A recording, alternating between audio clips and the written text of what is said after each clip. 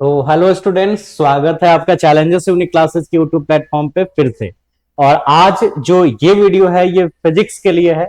जो class twelfth new batch जो शुरू है क्लास ट्वेल्थ का, उसमें हम लोग ऑनलाइन जो है वो कुछ कुछ छोटे छोटे टॉपिक्स पढ़ रहे हैं जो आपको बहुत काम आ जाएगा आगे के बहुत सारे एंट्रेंस एग्जाम में। तो आज फिजिक्स का क्वेश्चंस हम लोग कर रहे हैं। फिर उसके बाद फिर हम लोग एक दूसरा वीडियो देखेंगे दूसरे टाइमिंग पे, उस पे मैथ्स का वीडियो होगा। तो चलो शुरुआत करते हैं, छोटा ही क्लिप होगा 4-5 मिनट का। तो क्या क्या आज की टॉपिक्स में पढ़ना है, चलो शुरुआत करते हैं। फिर आप उसके बाद आप बना के दिखाओगे, तो आप अपनी कॉपी कलम जो है वो जल्दी से ओपन कर लेना। ठीक है। अब देखो क्वेश्चंस क्या है कि मान लो आपके पास एक प्लेन मिरर है। ठीक है, एक प्लेन मिरर है। प्लेन मिरर को ब्लू कलर से बना देते हैं। ठीक है, एक प्लेन मिरर है। स्केल यूज कर लेते हैं, एक्चुअली में ये लाइन टेढ़ा हो जा रहा है। ठीक है, चलो ऐसे। उसके बाद हम इसमें ऐसे पीछे से कलर कर देते हैं, शेड करेंगे, पेंट करेंगे, सिल्वर सरफेस बनाएंगे, है ना, जिससे कि ये अनट्रांसपेरेंट सरफेस हो सके। क्लियर है बात। उसके बाद हम क्या करते हैं, एक रे ऑफ लाइट लेके आते हैं। जरा क्वेश्चंस अभी मैंने नहीं बताया कि क्या है क्वेश्चंस, पहले हम आपको पैटर्न समझा ले थोड़ा। ठीक है, देखिए ये अनट्रांसपेरेंट सरफेस। मान लो येलो कलर से हम रे ऑफ लाइट लेके आते हैं, ऐसे आया लाइट यहां पे। ठीक है, जरा इसको हटाएं। आपको बताओ, ये जो जिस पॉइंट पे ये लाइट इंसिडेंट हुआ है, ये पॉइंट ऑफ इंसिडेंस है, मतलब आपतन बिंदु, पॉइंट ऑफ इंसिडेंस। और ये आपतित किरण है। आपतित किरण यानी इंसिडेंट रे, है ना, आपतित किरण इंसिडेंट रे। चलो ठीक है। अच्छा आप एक बात बताओ, ठीक है, अगर ये सरफेस नहीं होता तो लाइट ऐसे सीधे जाता? अगर ये सरफेस नहीं होता तब ये लाइट ऐसे सीधे चला जाता, क्योंकि light always travels in straight line. लेकिन इस सरफेस के कारण से लाइट जो है वो मूव करेगा। किधर मूव करेगा, जरा ध्यान दो। ये रिफ्लेक्टेड बैक, क्योंकि अनट्रांसपेरेंट सरफेस है तो ये लाइट जो है ये इधर जाएगा।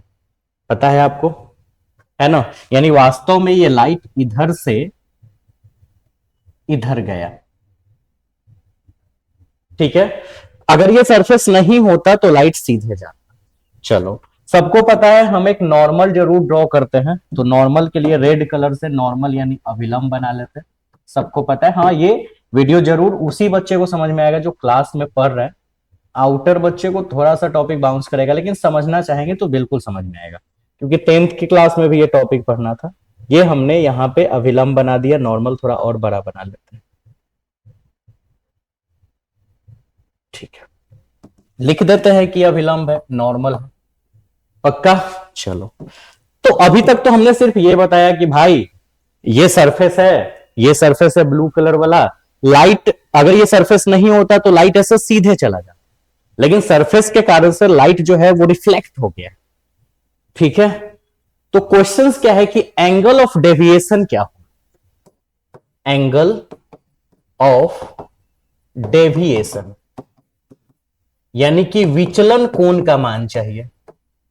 विचलन कोण का मान क्या होता है, विचलन कोण। जरा इस फिगर को हम कॉपी कर ले एक दो बार, जो कि बार बार हम लोगों को यूज पड़ेगा। ठीक है, तो एक मिनट।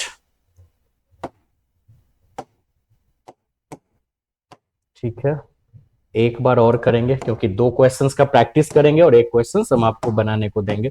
बस उसके बाद आप सीख गए मजे से, और क्या। ठीक है, ठीक है। तो ये एंगल ऑफ डेविएशन यानी विचलन कोण निकालना। विचलन कोण क्या है, ये जैसे सरफेस, ये मान लो सरफेस है, लाइट ऐसे सीधे आया, सीधे जाता बट गया नहीं, गया इधर, तो ये इतना एंगल से डेविएट हो गया, विचलित हो गया, इसी को एंगल ऑफ डेविएशन कहते हैं। ठीक है, फिर से समझो।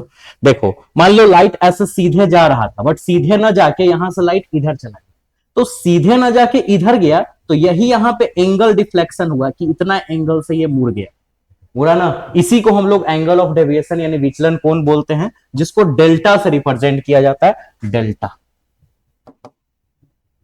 ठीक है, एकदम सिंपल सा बात है, डेल्टा। अगेन, लाइट ऐसे सीधे आ रहा था, जाता ये सीधे बट मुड़ गया इधर, तो इसका मतलब ये इतना एंगल से मुड़ गया, इसी को हम लोग बोलेंगे एंगल ऑफ डेविएशन यानी डेल्टा। इसी का वैल्यू हमें पता कर, एकदम आसान है। चलो पहले फॉर्मूला साबित करें, फिर हम क्वेश्चंस डील करें। ठीक है, चलो एक कलर यूज कर लेते हैं, कोई भी ग्रीन कलर का। मान लो ये एंगल ऑफ इंसिडेंस है आई, पता है आपको, और ये होता है आर।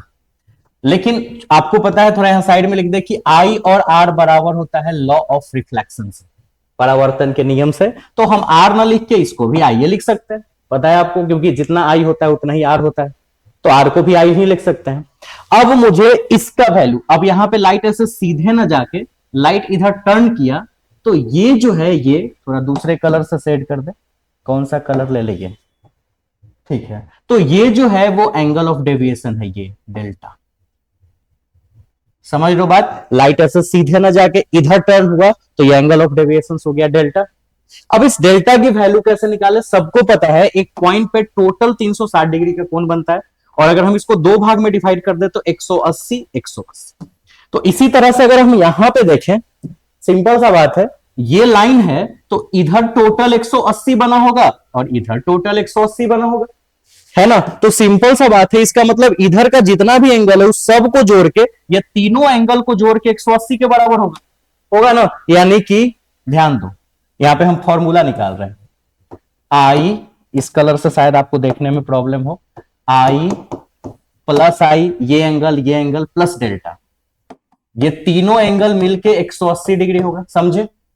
आपतन कोण एंगल ऑफ इंसिडेंस ये आई होता है, आई और आर बराबर होता है तो आर के जगह भी आई लिख सकते हैं। लाइट ऐसे सीधे ना जाके इधर मुड़ा, इसको एंगल ऑफ डेविएशन यानी विचलन कोण कहते हैं। नियम के अनुसार टोटल 360 डिग्री का एंगल बनता है इस पॉइंट पे, तो इधर 180 बनेगा और इधर 180 बनेगा, टोटल 360 बनेगा। तो इधर खाली कितना बनेगा 180, यानी तीनों एंगल जोड़ के 180 आना चाहिए, आई प्लस डेल्टा 180, पक्का। तो डेल्टा की वैल्यू बताइए 180 डिग्री, आई में आई जोड़ेंगे 2i, 2i को ऊपर ले जाइए -2i, यही फॉर्मूला बन के तैयार हुआ। हम 180 -2i ना लिख के 180 -2r भी लिख सकते हैं, क्यों, क्योंकि आई और आर बराबर होता है तो आई की जगह आर भी लिख सकते हैं। इसका मतलब हमको एंगल ऑफ डेविएशन विचलन कोण निकालने के लिए 180 में से घटा देना है। किसको घटा देना है भाई, तो आई को दुगना करके, मतलब आई जितना है उसका दुगना कर दो। अब क्वेश्चंस देखो, ठीक है, समझ गए होगे। जैसे मान लो 30 डिग्री पे लाइट इंसिडेंट हुआ, तो ये एंगल ऑफ डेविएशन ये बताना है कि ये डेल्टा का वैल्यू कितना होगा। सिंपल फॉर्मूला निकाल दिया हमने, 180 में से 2i घटा दो, तो इसका मतलब 180 -2i, आई के जगह पर हमको क्या रखना है 30 डिग्री, क्योंकि 30 डिग्री पे इंसिडेंट हुआ है लाइट।